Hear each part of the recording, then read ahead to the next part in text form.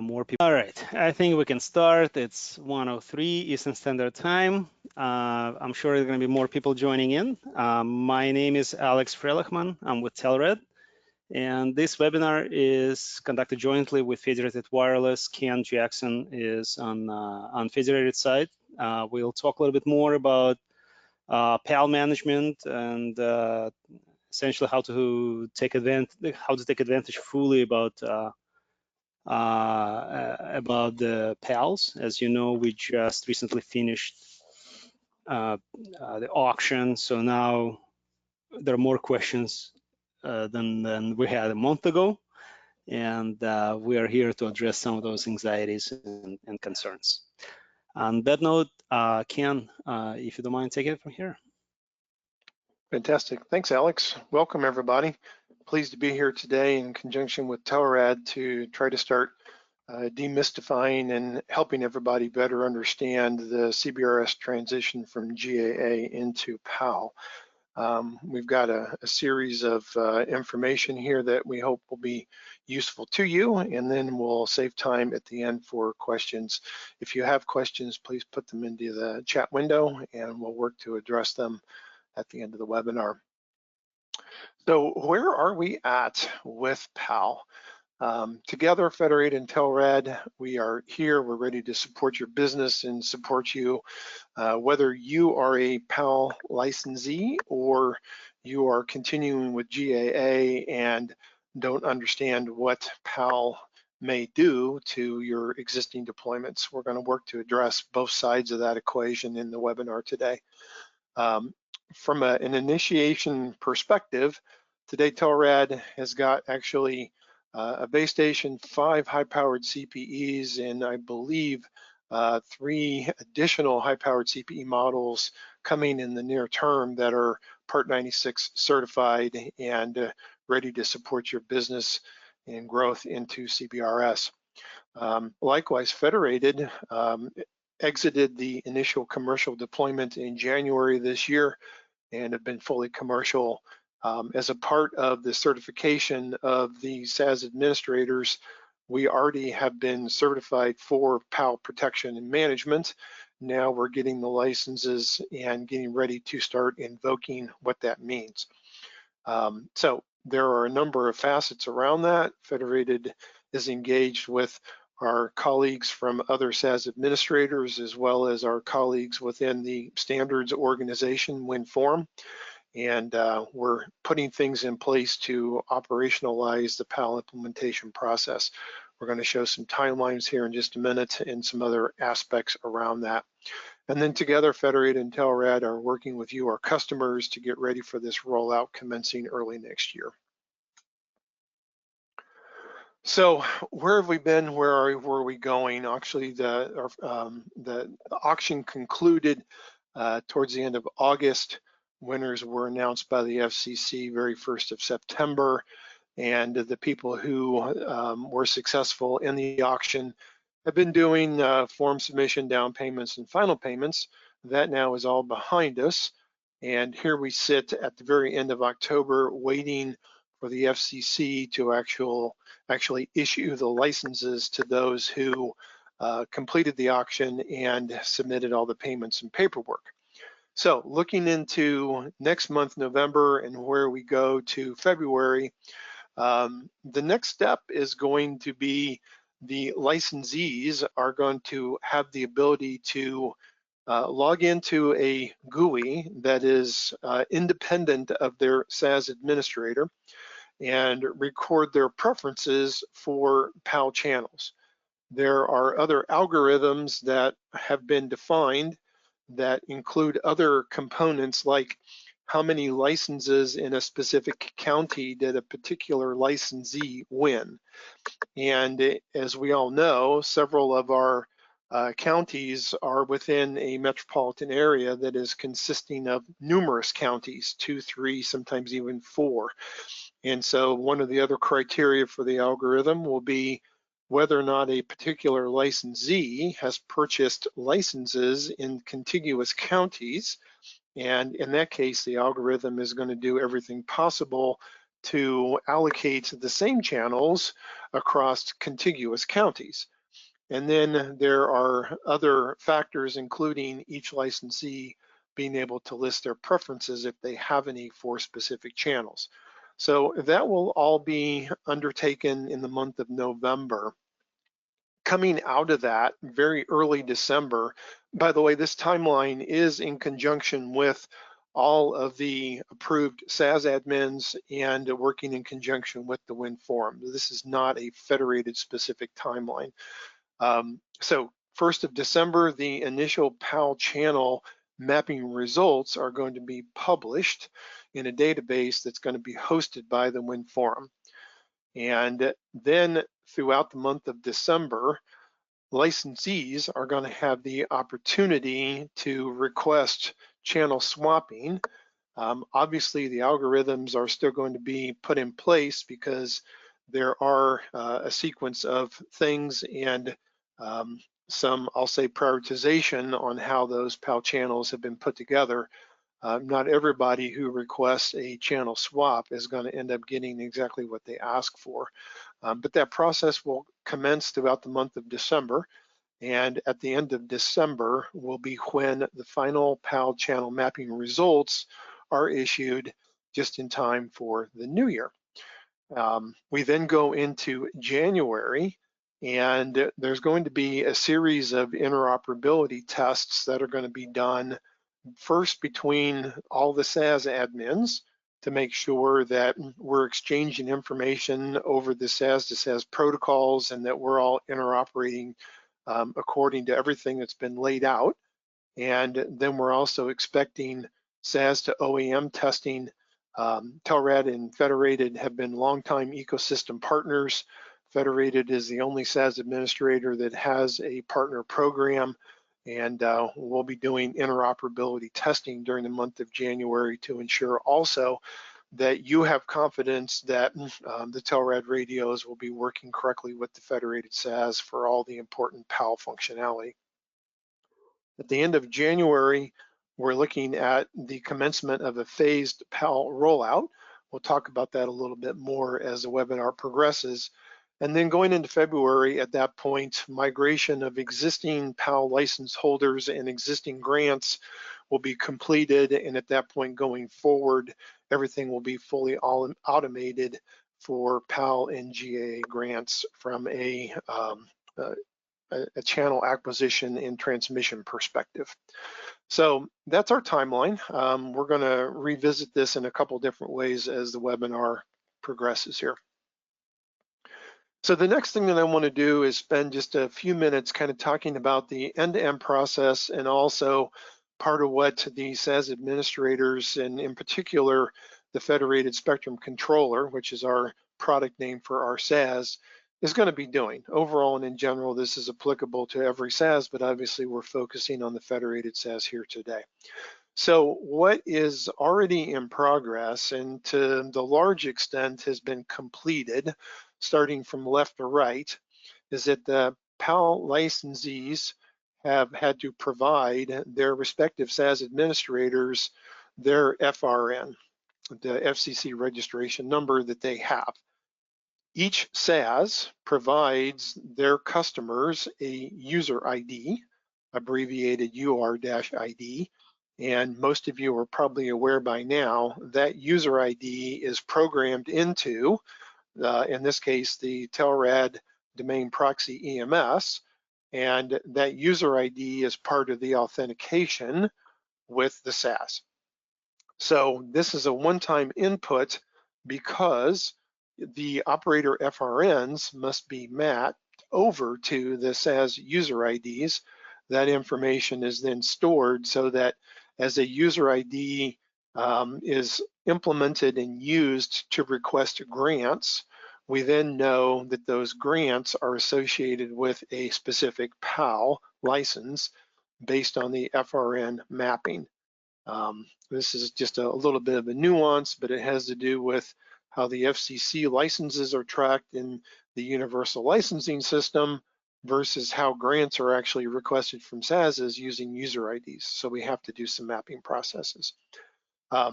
Depending on whether the PAL licensee already has CBSD radios deployed using GAA, or if it's something that is in the works.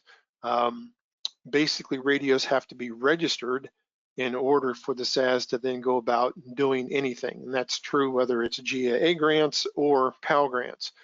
What we are also wanting to reassure is that if you are a PAL licensee and you have already registered CBSDs, you do not need to re-register them. We're just implying here that radios have to be registered in order for the following activities to then commence. So radios get registered. Of course, CPI data must be correctly set up in order for that registration to be successful. There is no difference in PAL versus GAA when it comes to CPI. If you're doing high power radios of any kind, whether they're category A or category B, you still must do CPI regardless of whether you're a PAL license holder or not. So once we then move into having this PAL process implemented, what we're going to have for the SAS to access is the universal licensing system to understand who has the licenses, and then also that final channel mapping is going to be in a WinForm database, and the SAS will be referencing that database as well. We then get grant requests from PAL license holders. We validate their PAL status, and then we every night go through a maintenance activity. Most of you who are active in CBRS today are aware of the CPAS process, coordinated procedures amongst SASs, i.e. CPAS. That starts at midnight US Pacific time, and it runs for about 3 hours. So the PAL protection areas will be assessed every night during CPAS.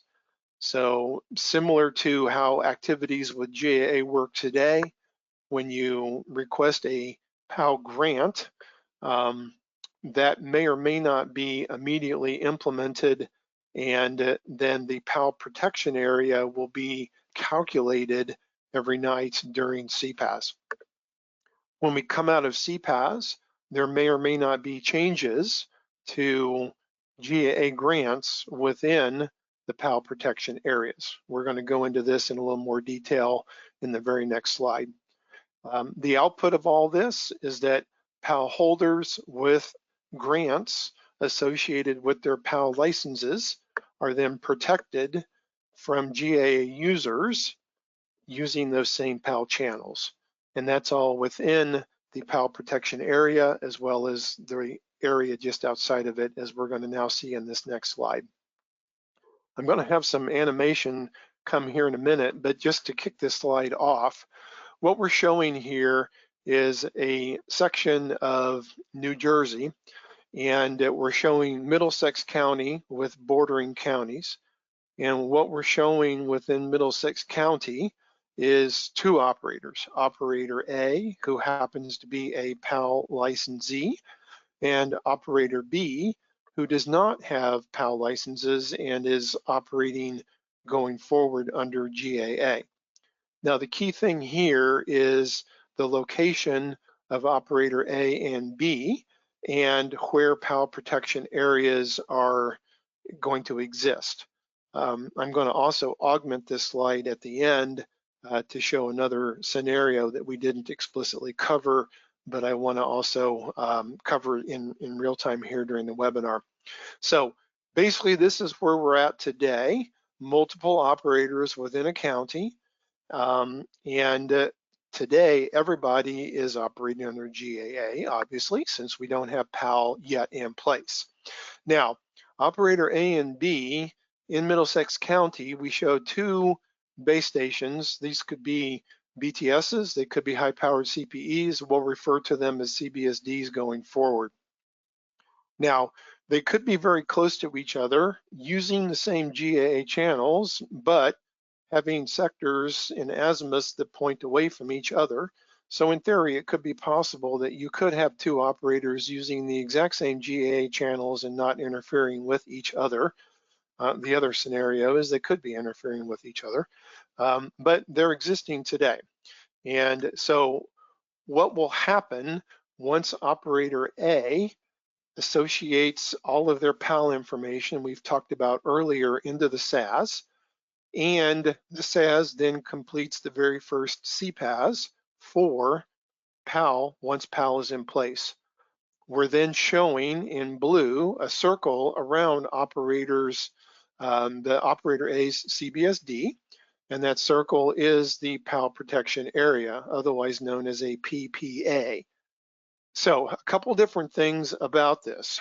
First of all, if operator B's radio that is inside the blue circle is using as GAA the same channel that operator A has for PAL, then coming out of CPAS, the SAS will terminate the grant or grants that are using one or more of the channels of operator A's PAL.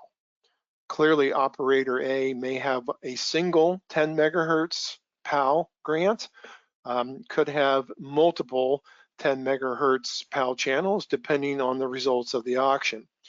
If operator B's CBSD is using one or more of those PAL channels in any number of grants, they will be terminated when that operator B radio is inside the PAL protection area. So that is represented in traffic lights by the red light. Any grant that is GAA inside another operator's PAL protection area overlapping with the PAL channel in any way, shape, or form, that grant will be terminated at the exit of CPAS. Now, what about the next scenario? And I'm going to implement a pen here and do a little bit of highlighting here. So we're now showing another CBSD that I just circled in red that is near the PAL protection area, but is outside of it. So if operator B's CBSD that I just circled in red is within 40 kilometers of that PAL protection area edge, the SAS may tell it to reduce its transmit power. So it will not terminate the grants, but it may reduce the transmit power. Now, this could be a BTS, it could be a high-powered CPE. If it's a BTS, it is potentially a 3-sector scenario. Let's see how well I can do this. And so it could be that BTS on a tower, if it was 3 sectors, if the SAS is going to reduce transmit power, it would only be impacting the sector that I'm shading here in real time because, well, I went over a little bit, because that sector would be pointing into the PAL protection area. So the distance is from the center point of the radios, the CBSDs.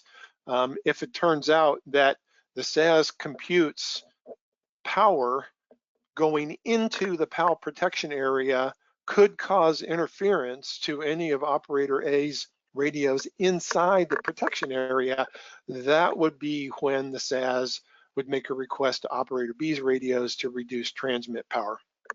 Let me try to clear that automation here. Okay, and go backwards. All right, so, well, it's still there. Now, the next scenario that I wanted to highlight, and I'll go get my pen and I'll change my pen color this time to a different color. If no, I can't do that. All right, so now I'm going to highlight this radio down here in southern Middlesex County. Before I transition, once again, the yellow traffic light would be associated with the scenario here where we are within 40 kilometers of the PAL protection area, and there is a sector that is transmitting into the PAL protection area, which could cause interference. That would be the case where the SAS would tell that particular CBSD to reduce transmit power. Now, the next scenario I want to cover, and I know that this is a big question that's happening right now, we could have a scenario where we have another PAL holder that is over in Worcester County, and that radio has got a PAL protection area that comes right up on the edge of the county. and then goes around that radio. So this is another PAL protection area for, we'll call it operator C, that's over here in Worcester County. And so in this case, operator B's radio, again, this could be a CPE single sector, it could be a 3-sector radio. And let me see if I can do this a little bit better than I did the previous example. Let's say it's another 3-sector radio. So the way that I drew that sector, it could be that this sector transmitting here could cause interference. It's also possible, but it kind of looks less likely based on the azimuth, that this sector down here could also be causing potential interference to that PAL protection area in the adjacent county. So these are additional scenarios where at the end of CPAS, when operator C's PAL protection area gets put in place, if you are in an adjacent county and you're using the same channels that the PAL holder in Worcester County is using, and your RF transmission could cause interference into the PAL protection area in Worcester County in this example, then again, the SAS would come back to the radio of operator B and request that it reduced transmit power so that the cell edge of operator B's radio basically hits the county border and does not cause interference into the adjacent county. Okay, so we've got a green light for the operator in the south of Middlesex County, assuming that they're not causing interference to operator C in the adjacent county. If it turns out that those channels are the same, then Norfolk, the operator on the south end here could end up being either a yellow light, or it could also be a green light. Again, it depends on the scenario. So hopefully that makes sense. And if not, we'll try to readdress it during the Q&A. Okay, so a little bit more of a kind of a detailed flow here of 3 different use case scenarios. A lot of it's going to depend on whether GAA is already in use and then converts to PAL or not. The use cases kind of get simplified as we go down. The first use case scenario is that we have new CBSD radios that are requesting a PAL channel based on the initial spectrum inquiry that happens with the SAS once a radio registers. So we've got a brand new CBSD that gets deployed, and after the registration with the CPI data is successful, the spectrum inquiry request is performed. If this operator is a PAL licensee and they are registering in a county that they have licenses, the spectrum inquiry response will come back and it will clearly remind or give the radio software an indication that there are PAL channels for that operator available to use. The radio software will then use that information as it goes to the next step to do the grant request on the available PAL channels. Obviously, if an operator has a PAL license and the spectrum inquiry indicates that PAL is available, radio software is going to ensure that that PAL channel is leveraged in the grant to the SAS. Then the SAS will interact and get that PAL channel authorized. And then, as I noted earlier, after CPAS completes, the PAL protection will be put in place. Now, if it turns out that a particular operator has got, I'll just do a little diagram up here. If we've got a radio that is the first deployment of a PAL protection area and we draw a circle, and then the next day the same operator deploys a second radio, then after CPAS, what happens is that PAL protection area now extends around the next radio. And then if the next day another radio is deployed, the same thing happens. After CPAS, now the PAL protection goes something like this. And so kind of going back to that previous example real quick in Middlesex County, over time, operator A, as they deploy more blue radios, then that blue circle is going to grow, and everything that we talked about on this previous slide is going to transform. And in theory, over time, operator A could have a PAL protection area that encompasses the entire county border, and their PAL channels would be excluded from GAA use within the entire county over time if they continue to build out that county. Again, as I noted here in the upper right of this slide, that PAL protection area dynamically grows within the county boundary after every CPAS as more and more radios are associated with those PAL channels. Okay, so that's use case one. Use case two is that we have an operator that's got existing CBSDs that are already registered, and they already have GAA grants, and they're already transmitting. They just happen to be transmitting on channels that are not PAL channels for that operator who has PAL licenses. So remember, we've got a number of people today that are already deployed on GAA, and they are out there potentially using channels that are going to need to be migrated over to PAL channels.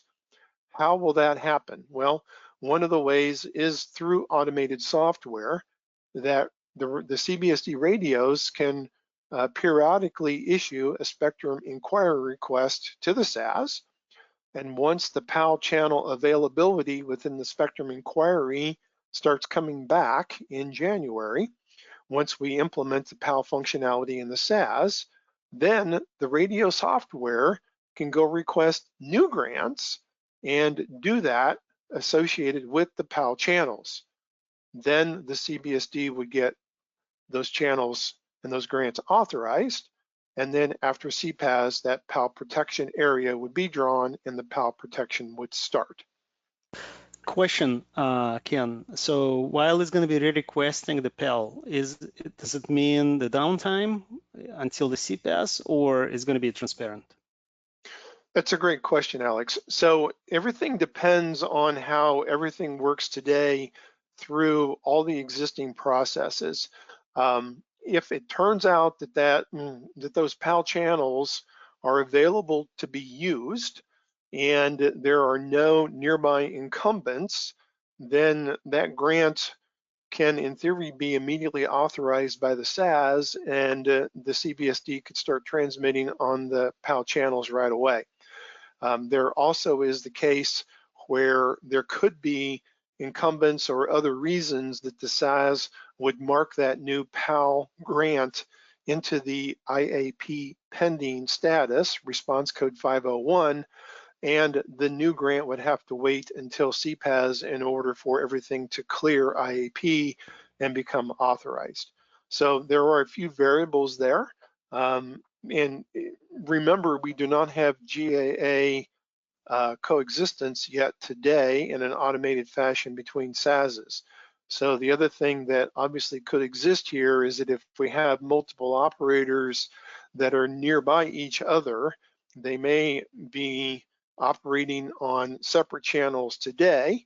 And then as we go to start doing this alignment with PAL, which we're going to show coming up in another slide here, we may have a reason to do some coordination to try to minimize interference, which is obviously in the best interest of everybody that is operating nearby if you have multiple operators in CBRS already today. And clearly that scenario exists in several locations as we speak. Do you mind if I'm gonna break in with a couple of questions? Well, it's kind of while we're on the topic. Question from Matthew: what if two adjacent counties CBSDs are both PALs? Sure. Yeah. I was going to cover that in a minute, but let me just go back to this diagram here. I think it best represents it.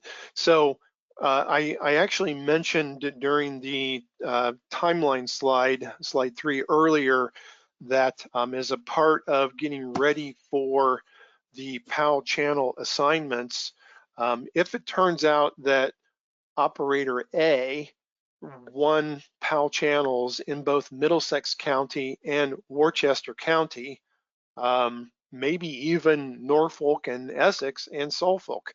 You know, it's possible that a given operator has won PAL channels in a number of adjacent counties. So that is one of the criteria that will go into place for the PAL channel mapping algorithms that we are about to commence amongst all of the SAS administrators. The other thing that I'll reiterate that I mentioned on slide 3 is that this whole process is being done by the SAS administrators working together. So depending on whether you've chosen Federated or any of the other available SAS administrators, this is all going to be united.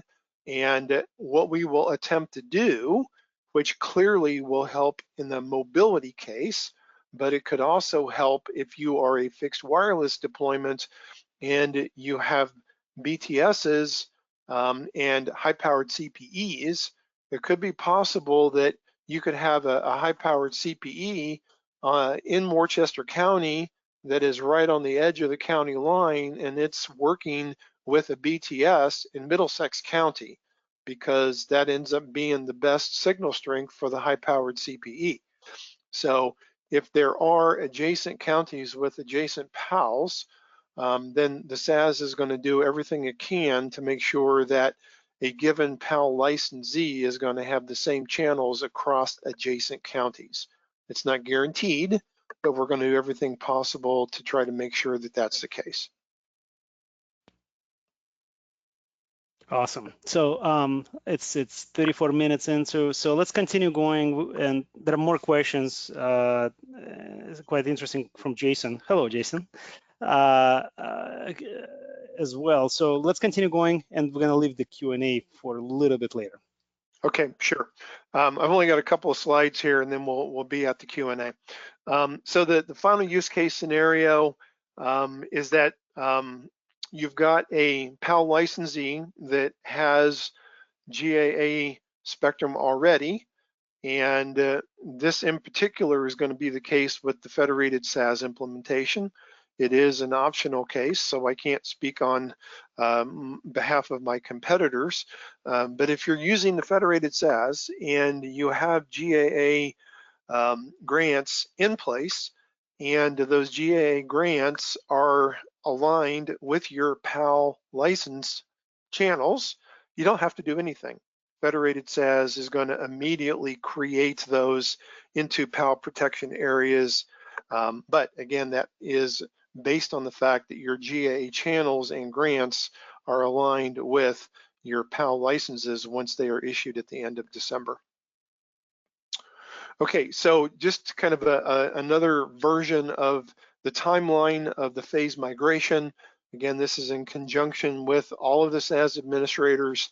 The month of December is when it's really going to be the prepare phase, and we're going to end at the end of the year with all PAL licensees knowing their assigned channels within each county that they won licenses. Then we're going to move into January, and we're going to start scheduling and phasing the activation. I also mentioned that's when SAS to SAS and SAS to OEM testing would also be done to make sure that once we start phasing that activation, it is transparent and seamless. The last thing we want to do is cause anyone to have service outages with their customers. And then once we get into February, everything would be greenfield moving forward, and things will be automated as new radios register and request grants and move into expanded PAL protection areas. So if you are a PAL license holder beginning in January, if you have existing GAA grants and they do not align with your PAL channels, you're going to want to proactively switch and move your GAA grants to SAS grants that will align with your PAL channels. And as I mentioned in the previous slide, this then, if you're using Federated, would allow you to not have to do anything else as we move to PAL. If you want to have other GAA grants in addition to PAL, you can still continue to have secondary GAA grants in addition to your PAL grants. If you end up having current grants that are associated with PAL, again, there's no action needed, and you can, if necessary, request additional grants if by chance you have won PAL channels and you're not leveraging those with GAA grants. You can clearly go and position yourself with as many grants that would overlap with your PAL as you can before we start the transition. If you happen to be a PAL license holder and you have GAA grants that are going to be owned by a different operator, you for sure need to change your grants to align with your PAL channels. Otherwise, those GAA grants are going to get terminated as soon as that other operator's PAL protection area overlaps with your coverage area. So this is just another way of saying some of the things I've already covered here. However, if you are not a PAL license owner, and you have GAA grants that do not in any way, shape, or form conflict with PAL channels, you're safe. You don't need to do anything. Similar to the last example in green above, however, if you are not a PAL license holder and you have GAA grants that are going to be owned by a PAL operator in your county, you need to make sure that you switch over to channels that are not going to be consumed by a PAL protection area once that PPA is created. So wrapping up, you must, if you are a license holder and you have not submitted your FRN to your SAS administrator, you must do that immediately. Just a reminder that a given operator who won PAL licenses can still also have GAA grants in addition to PAL grants. As I mentioned during one of the questions earlier, if there are federal incumbents, PAL grants still may have to wait until CPAS before they are authorized and go through the IAP pending state, because federal incumbents have higher priority than PAL. PAL has higher priority than GAA.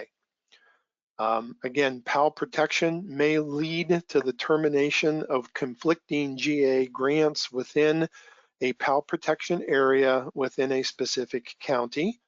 And the other thing that could happen, which we showed, and I got my red pen out, there could be scenarios where you could be outside of the PAL protection area, but within 40 kilometers of it, and you may be forced to reduce your max EIRP transmit power should your transmission be deemed to be causing interference into the PAL protection area because you are using the same channels as the PAL holder.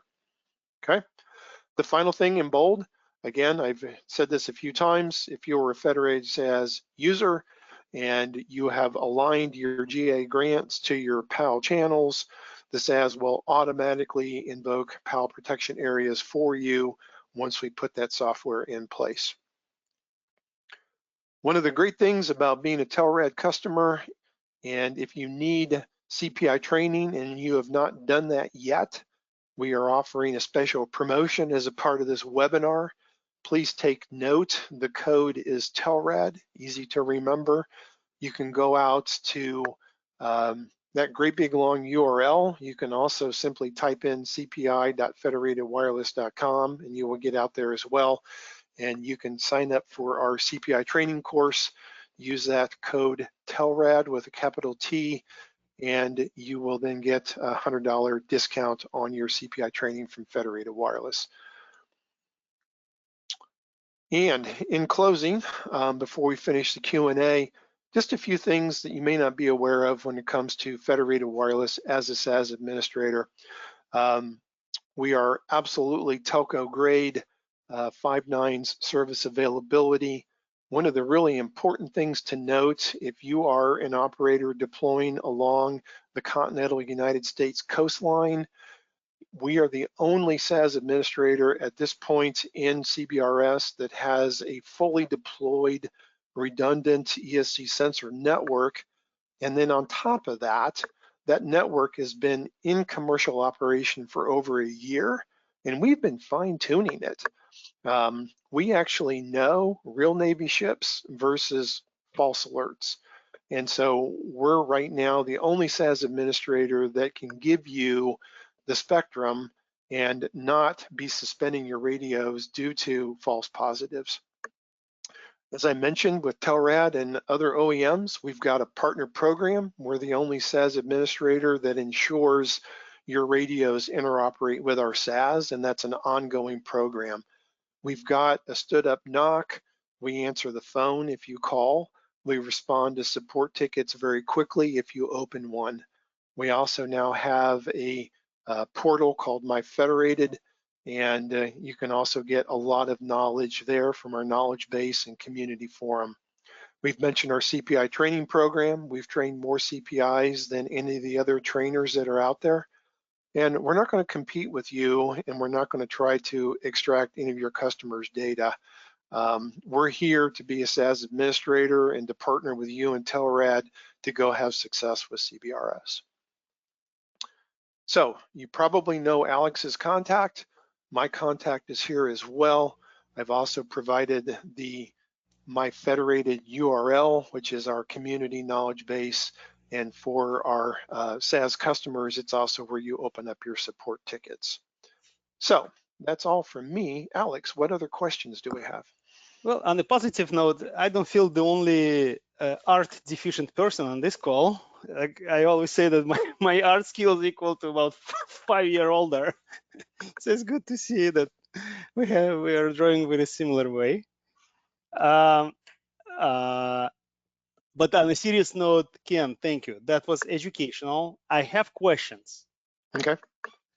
Let's go back to Jason. And then I have a few more questions, and actually a list is being building. So guys, please feel free to send questions through the chat. If we gonna bleed outside our window, we could complete that offline. So question, do all PAL channels have to be the same for all towers in the county? Or can you select different channels so not to basically to minimize the interference? I'm trying to parse that. So I'm going to go back a couple of slides here. That a PAL licensee will be assigned one channel for their PAL for the entire county. So if you are a PAL licensee within Middlesex County that we're displaying here right now, you will have, if you won a single 10 megahertz channel, remember PAL licenses are issued in 10 megahertz channels. You may or may not know, but the SAS can operate down in 5 megahertz channel requests. Clearly, if you're doing TDD LTE, you're going to be looking probably at grants that are 20 megahertz each in order for TDD LTE radios to be happy. But SAS can process grant requests for GAA in increments of 5 megahertz. PAL channels are issued in 10 megahertz always. So operator A in Middlesex County, if they had one license, it will be deemed to be one channel. And also remember, these channels are between 3550 and 3650 in the CBRS band. They are the lower 100. Furthermore, they could be any of those 10 channels. There's also been a lot of confusion that PAL channels are always the first 7 out of the 15 total. If you're going to split CBRS into 10 megahertz chunks, you'd have 15 channels from 3550 to 3700.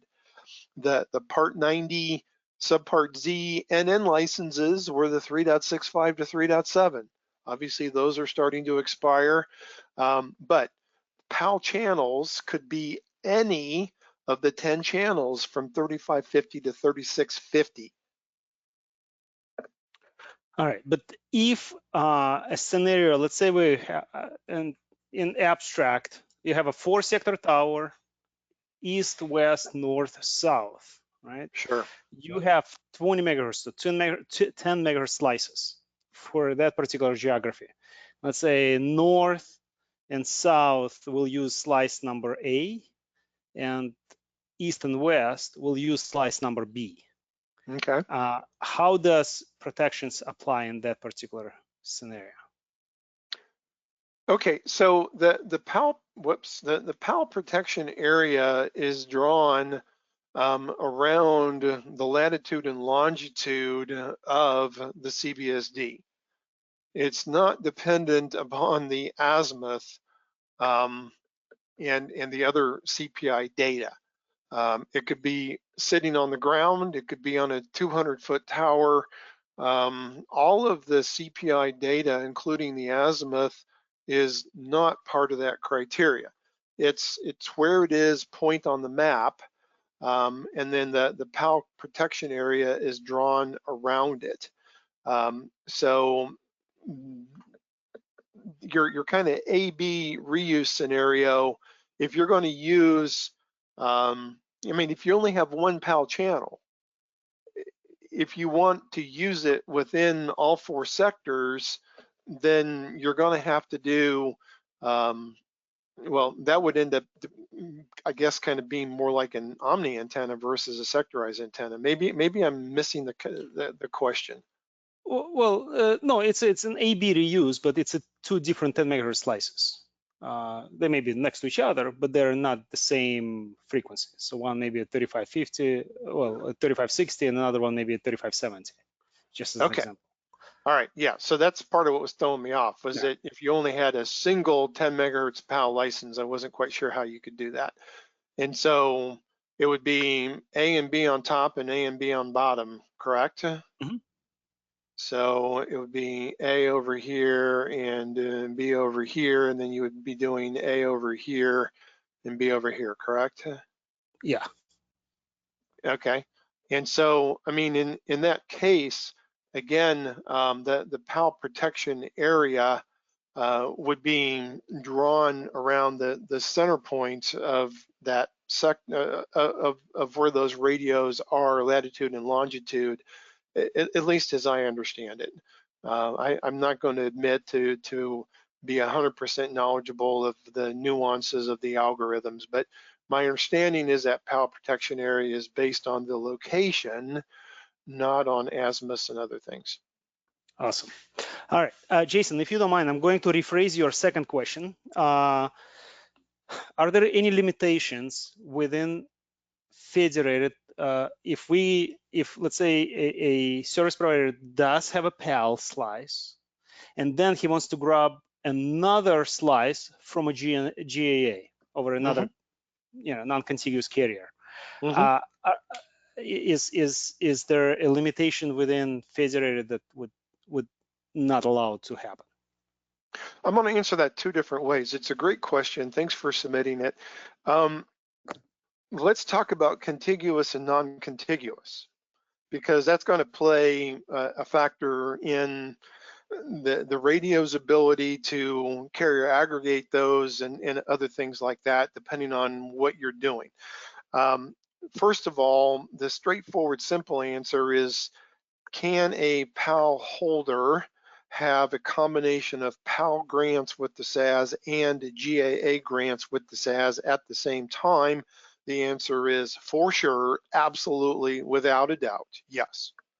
Now, will you have the ability to have contiguous PAL and GAA? My answer is, it depends, and you probably shouldn't count on it.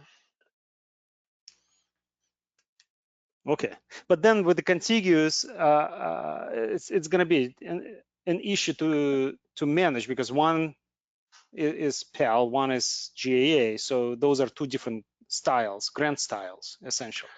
They are. Now, SAS logic, when possible, is always going to attempt to group grants from one operator together, spectrum-wise, for a specific CBSD, right? And then the other thing that I don't want to get into because it's a webinar in itself and it's still to be fully defined in WinForm standards is GAA coexistence. Because GAA coexistence is also a notion of grouping, and especially if you're talking a fixed wireless deployment, you would be grouping your high-powered CPEs with your base stations in order to make sure the SAS is keeping them on the same channels within GAA. PAL will obviously also be grouped based on the PAL licenses. So there's a whole, we could probably spin out and have a 2-hour conversation on that, unfortunately, but I would be happy to have a follow-up, Alex, if you want to arrange that at some point. We could certainly go into that on a case-by-case scenario with any of you on the webinar. Awesome, thank you. Quick answer to Ron. Yes, webinar is being recorded, and once we're done, there are going to be follow-up emails from GoToWebinar sent to everybody, where you could review review the session offline. All right. Quick question from the group. Coexistence between GAA, when do you think, Ken, is the estimate when you're planning to release that software or that capability? Yeah, it's one of the most frequently asked questions that I get. And by the way, I didn't introduce myself earlier. I apologize for that. I've been with Federated Wireless for 3 years. I'm a technical account director, and I'm technical customer facing. So of all the 40 plus customers that I even personally touched, it's probably the #1 question. Unfortunately, there are 2 pieces to GAA coexistence. The first piece is things that Federated can control with all of the customers that we have using our SAS. And so we would call that inter-SAS. We then have the scenario where within a given area, you have 2 different CBRS operators that are deployed with cell edges that are overlapping, and operator A is using Federated Wireless and operator B is using a different SAS. Now we've got intra-SAS coordination that must be done in order to be able to do all of that in an automated way within software. So the first part, inter-SAS, Federated actually has in place in our software today. And we're enhancing that and making changes to it to make it even more efficient going into next year. The big hangup we have within WinForm standards right now is how do up to 5 different approved SAS administrators coordinate via software if we had the scenario where there were 5 operators all with cell sites deployed on top of each other and everybody trying to get clean GAA spectrum. That means that 5 different SASs have to coordinate with each other to determine what channels to give which of the 5 operators. And how we go about doing that is still being worked out within standards. And what I know right now is that the first release of WinForm 2.0 does not include it. So I can't really answer it beyond that. So time will show, basically the answer, but Correct. Work in progress, in other words. Correct. Okay, another interesting question from the group. If a company A is using GAA channels and then another company B requesting the same channel,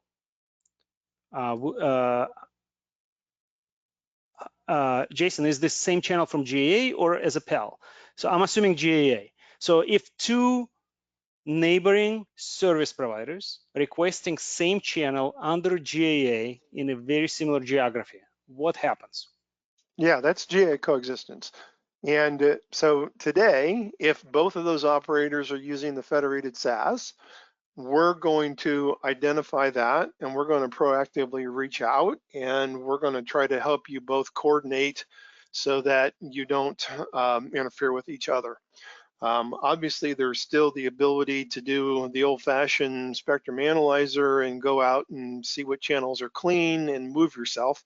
But in case it's not obvious, the radio software, and in some cases, depending on whether or not you are specifying specific center frequencies as a part of how the radio software is requesting grants, you may step on each other and interfere with each other. The automated GAA coexistence is, again, today in Federated SAS, if you're both with us, we're already working through that. If it turns out that you and the other operator are on different SASs, we have a process for that today, and it's working. And the way that it works is that you open up a ticket with us. If you're our customer, if you're a customer of another SAS, you open up a support ticket with them. We talk to each other. Even though we compete with each other, we do talk to each other. Our NOCs will get together and we'll coordinate with you, and we'll figure out how to get everybody on clean spectrum so that everybody's got a fair slice of GAA. Unfortunately, there's more manual to it than there is automatic when there are multiple SASs involved.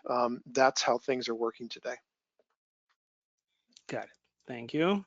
All right, we are going to bleed outside our time slot. I mean, most of the room is still here, so I understand it's a hot topic. So if you guys don't mind, we're gonna take maybe another 10-15 minutes to chat, and then we're gonna cut off and finish the remainder of the questions if we don't address them offline.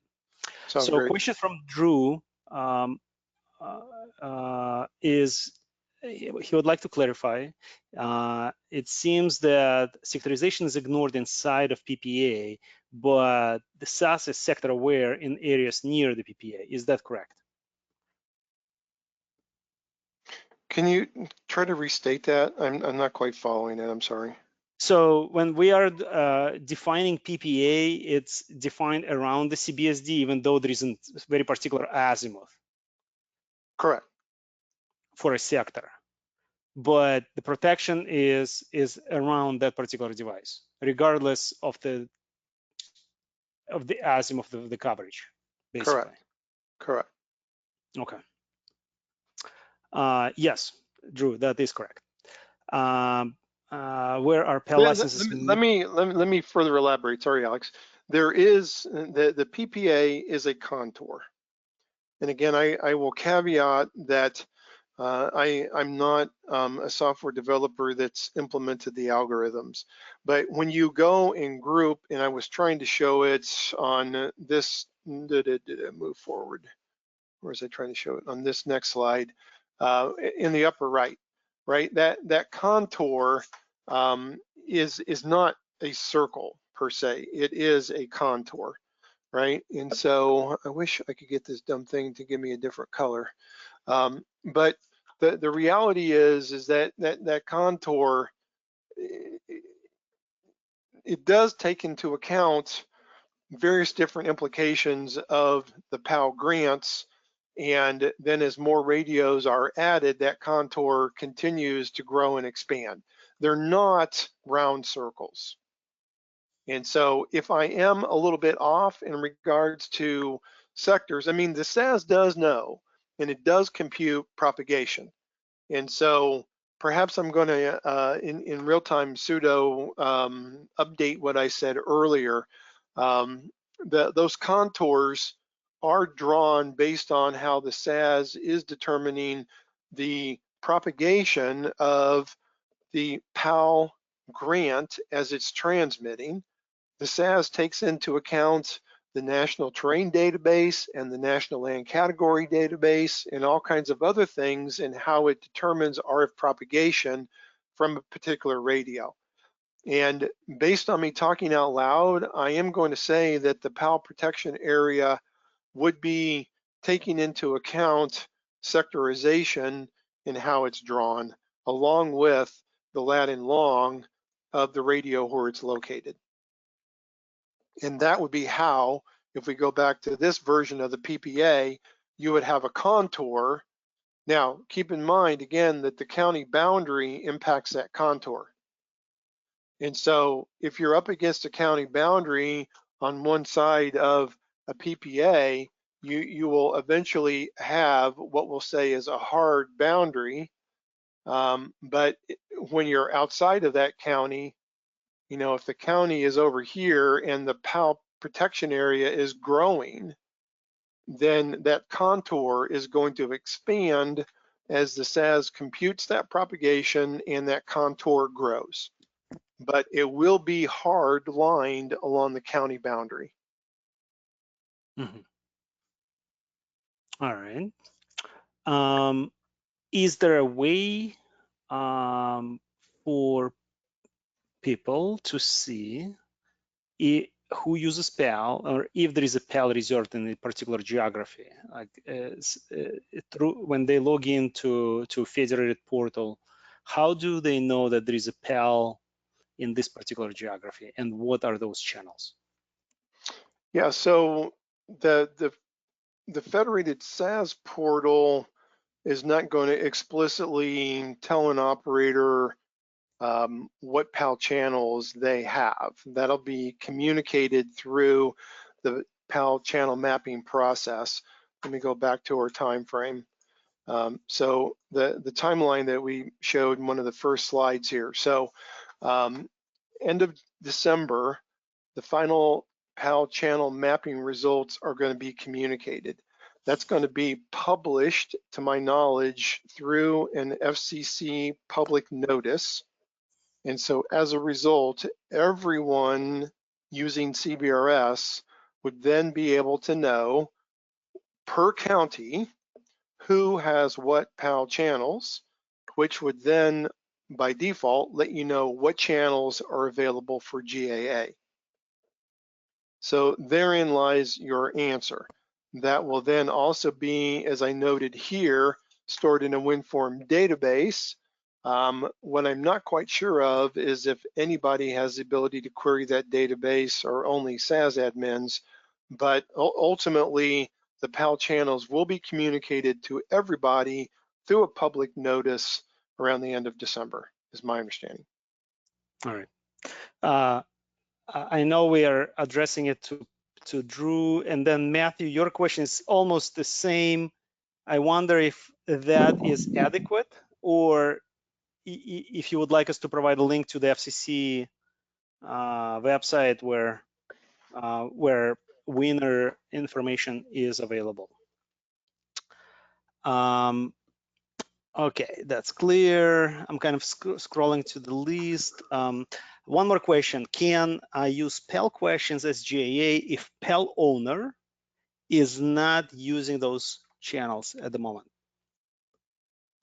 I'm sorry, Alex, can you repeat that one more time, please? Can I use a PAL channels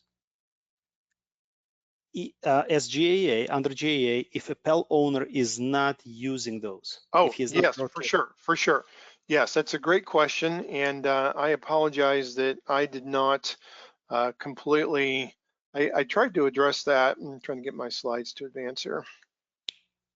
So when we were going through the example here earlier, I know this slide's getting a little bit messy now, but what we were trying to show, once the PAL protection area gets put in place, if you are outside of the PAL protection area and within the boundaries of a county, then you can use any of that PAL operator's channels as GAA. Now remember, a given county could have as many as 7 separate PAL license holders. And so the worst case scenario for Middlesex County is that you got operators 1 through 7 that have a single 10 megahertz PAL license. And that by default says there's at least 7 operators in that county. If you happen to be the 8th operator, then number 1, you've got at most 80 megahertz of GAA, and number 2, you then will need to be finding GAA that is clearly available. But if you are in an area where your RF transmission is not causing impact into that PAL protection area, then you have the ability to use those channels as GAA. So if you are outside of a PAL protection area and you are not transmitting towards it, causing interference to it, you can use any of those as GAA at high power. If you are within 40 kilometers and you are deemed to be causing interference into the PAL protection area, you can still transmit as GAA, but you will be told to reduce your transmit power, which would reduce your coverage area so as to not bleed into the PAL protection area. Hopefully that covered all the various different scenarios. Yes, and Charlie is actually asking even better question. And okay. okay, Thanks, Charlie. Charlie, this is a good stuff, and I'll read the question. And Ken, there are two sides to that question. So Charlie's question, on PPA, if there was a mountain in between the operator A and B within this 40 kilometers, right? So now you have a topographical, you got a hill, mountain, right? So Yep. would SAS allow operator B to operate on the same PAL frequency? Just because, you know, RF doesn't propagate through through mountain. Yep. I just got rid of my animations and I'm going to start with a clean slate here. So we've got, whoops, I've got to move forward. Sorry, forgive me while I get my act together here. Okay, so we've got this scenario that still exists, but if I've got Charlie's question correct, there's a big, come on, pen. I'm sorry.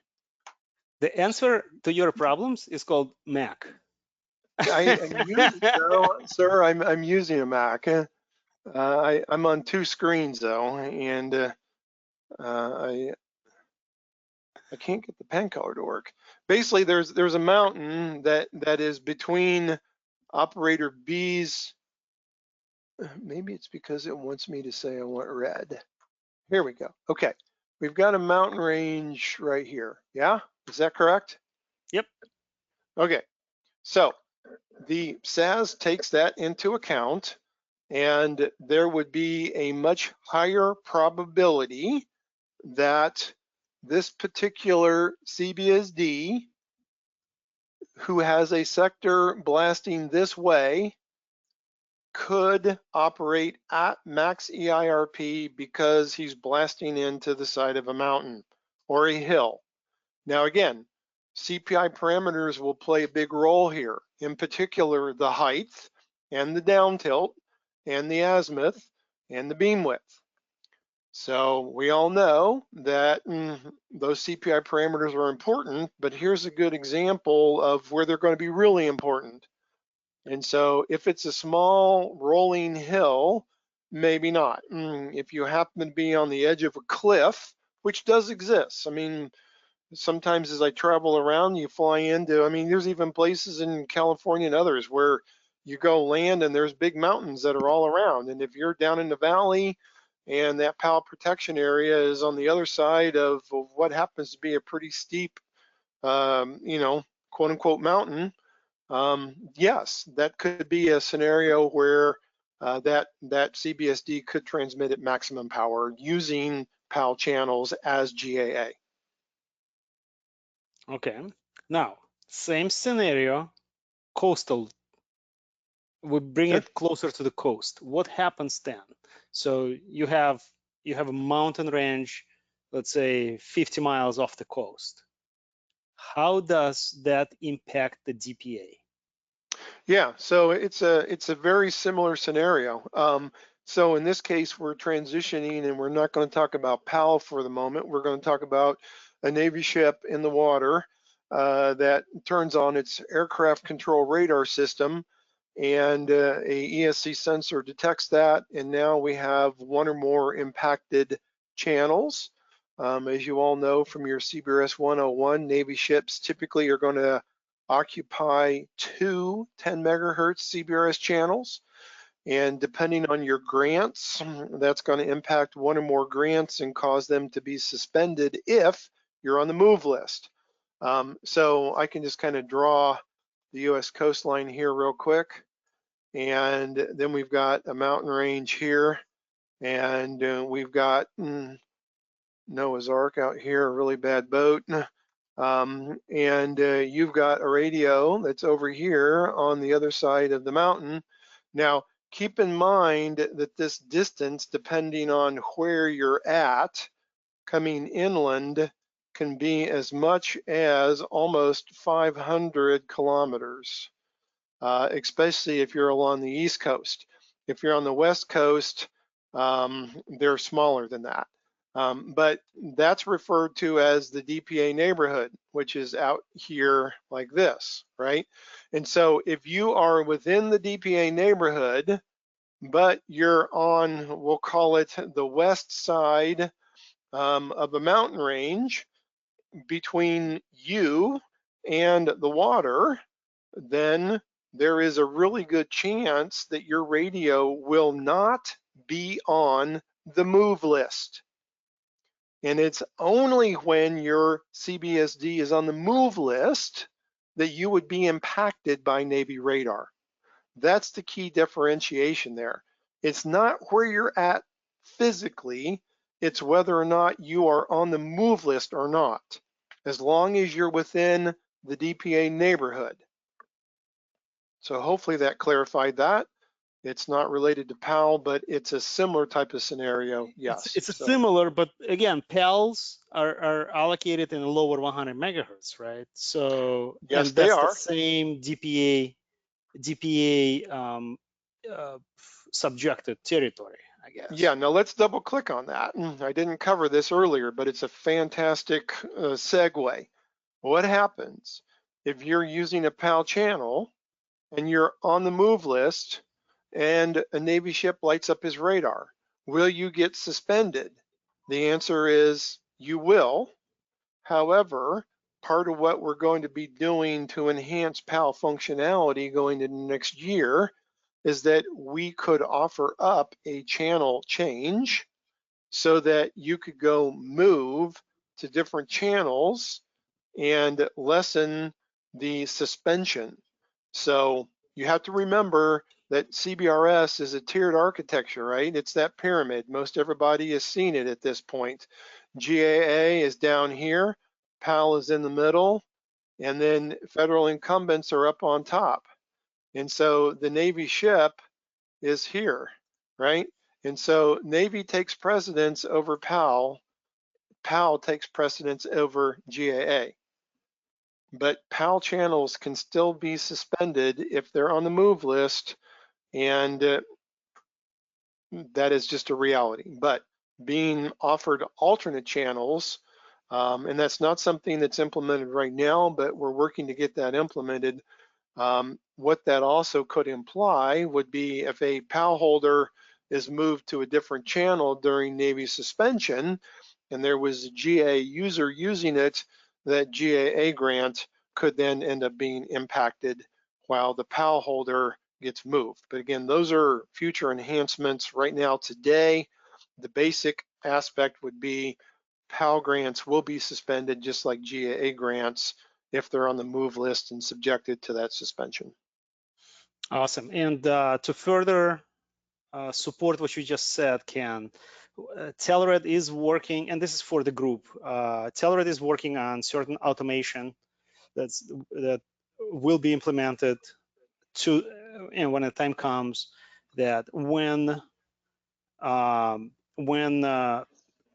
Federated does say, "Hey, move to this channel," it's done in in automated fashion. So this will ensure the continuity for the network and to make sure that customers are still being connected. So it's a big deal because at the end of the day, your customers are paying you money for internet connection, not downtime. So yes. Yeah, the other thing that I'll plug there as well for you, Alex, is that because of the fact that Telrad's implemented the domain proxy scenario, which is controlling both the high-powered CPEs and the ENOB BTSs, If we have to end up moving, Telrad's got the ability to coordinate that, and that's also a really big deal.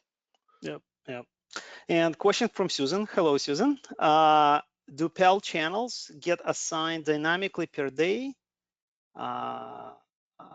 until the CPAS? PAL channels are fixed. So each PAL holder is going to have a fixed PAL channel for a given county where they won the license. So PAL channels are not going to change ever until such a time that they have to be renewed. So potentially for 10 years, a given PAL holder is going to have the exact same PAL channels. Now, maybe the question was a little bit different in regards to immediate grants during the day versus having to wait until CPAS. If that was the question, I attempted to answer that earlier. Let me try to say it again.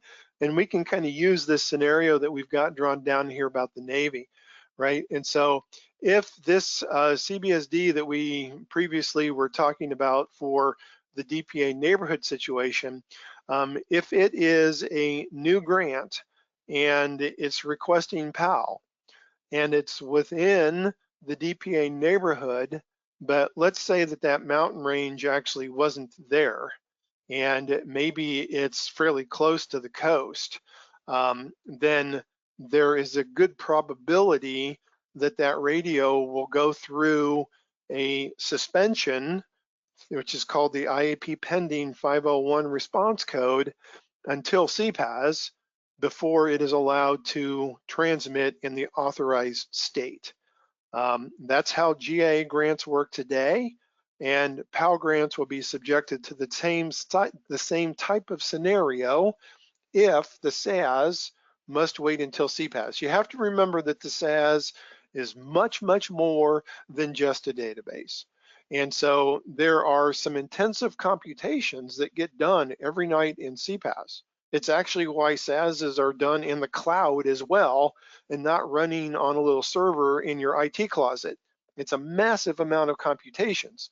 And cloud compute allows us to do all these computations within a 3-hour window during the night. So it's just a reality of the fact that anytime we have to do intensive computations, those get postponed until CPAS, and that is why those suspensions with IAP pending occur. And it could be for a satellite Earth station, it could be for any federal incumbent.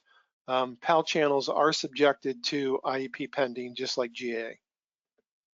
Got it. All right, hopefully that was adequate answer, Susan. If anything else, we can take it offline and chat a little bit.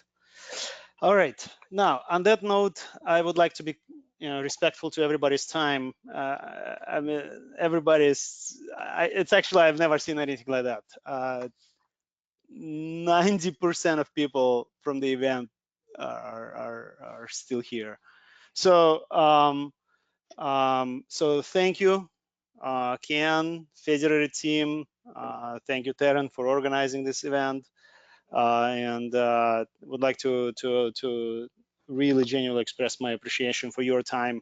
I always say time is money, and right now we're in this education phase where lots of unknowns, lots of moving, pieces of the puzzle, and we're trying to address them as they come. We are available offline, phone numbers, emails. The more information you know, the better, obviously it is. And again, Ken, thank you for your time. I appreciate the very informative and kind of a bi-directional session. Absolutely. Thank you as well. My thanks to everyone who participated and stayed with us. So fantastic session. Thank you, Telrad, for hosting it. Awesome. Thanks. Bye-bye.